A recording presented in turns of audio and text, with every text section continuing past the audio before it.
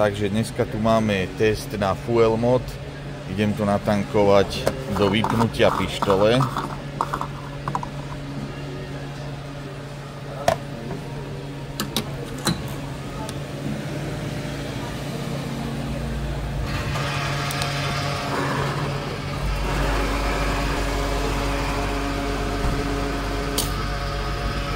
Takže vyplo, nádrž je plná.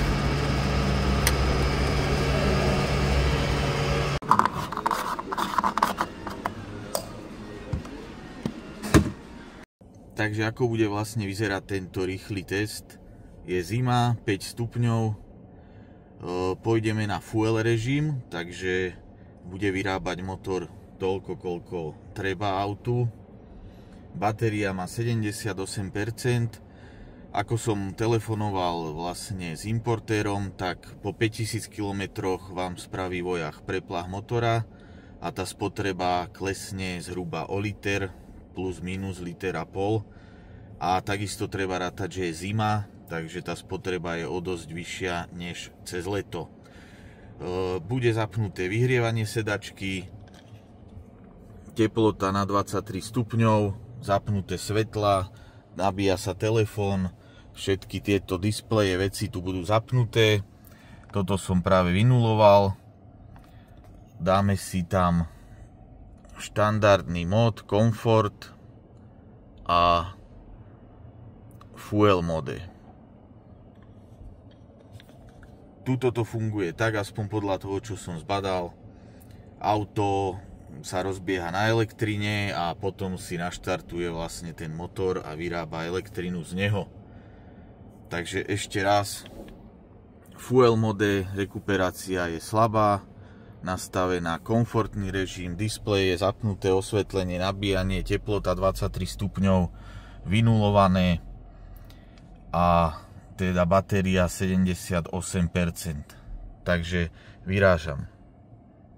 Trasa taká zhruba 100 km, Topolčany, Hlohovec, Nitra, Topolčany, znovu sem prídem na pumpu a natankujem benzín zase do vypnutia pištole.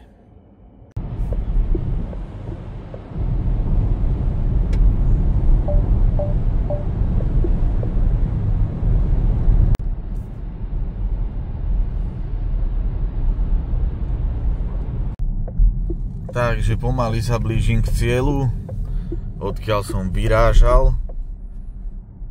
Za chvíľku si pozrieme čísla.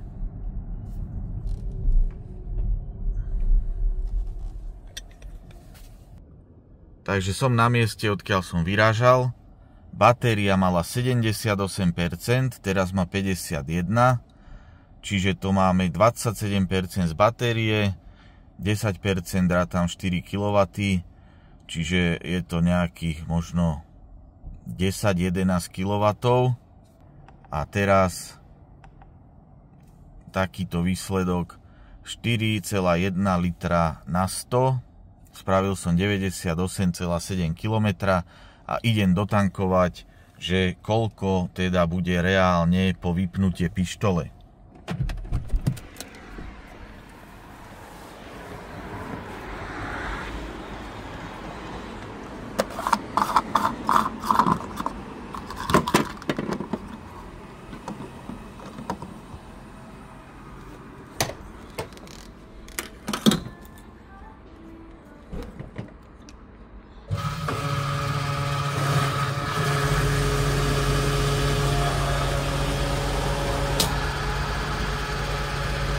Takže reálne je to asi ešte menej.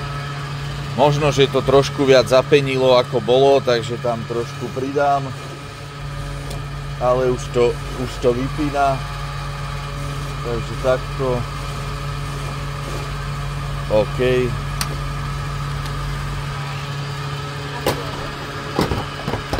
Takže toto som tam mestil povrch 4,4 litra. Ešte chcem povedať, že je 1 stupeň, 23 stupňov kúrenie, vidíte, som tu v krátkom tričku, proste hrala hudba, všetko zapnuté, plus teda nezabehnutý motor. A pokiaľ to teda naozaj bude tak, že tá spotreba na tom motore ešte po tom preplache klesne o ten 1 liter aspoň. Plus si myslím, že cez leto bude ešte tá spotreba nižšia. Je to auto, ktoré má skoro 5 metrov, cez 2 tony, 20 kolesa, takže úplne, že wow.